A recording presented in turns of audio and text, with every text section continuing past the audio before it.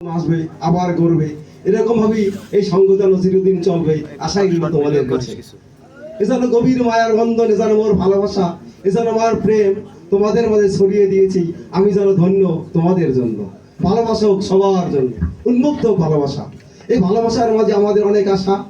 এক নম্বর আশা হলো মাদক মুক্ত সুন্দর পরিবেশ চাই, নামাজ চাই, সুন্দরভাবে চলতে চাই। আমাদের জীবন ধারায় চলবে তো ভাই ইনশাআল্লাহ। আর দ্বিতীয় কথা হলো এই সংগঠন মানব সেবার জন্য।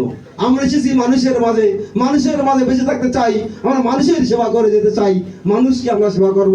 কে মুসলমান, কে হিন্দু, কে বৌদ্ধ, কে খ্রিস্টান, সব মানুষ যেন আমাদের কাছে থাকে সমান। এর সঙ্গে মানুষ থাকবে, হিন্দু মুসলমান সব জাতি ধর্ম থাকবে, কিন্তু ভালোবাসা থাকবে সবার জন্য সমান। তাহলে আমাদের সংগঠন ভালো চলবে। অত বেশি দীর্ঘায়িত করবো না, আর স্বাস্থ্যও ভালো না। আরেকটা কথা বলি, শেষ করে দেবেন ইনশাআল্লাহ। আরেকটা কথা হলো এই সংগঠনকে টিকে রাখার জন্য অনেক ধৈর্যের প্রয়োজন, অনেক কষ্টের প্রয়োজন, ত্যাগের প্রয়োজন। সবকিছু মিলিয়ে আমরা ত্যাগ করব, ধৈর্য ধারণ করব, অর্থ খরচ করব, এই সংগঠনকে টিকিয়ে রাখবো। তবে আমাদের আশা সফল হবে। আবার প্রজন্ম আসবে, ওরাও ত্যাগ করবে, ওরা অর্থ দেবে, সাহায্য সহযোগিতা করবে, প্রজন্ম পর প্রজন্ম টিকে থাকবে।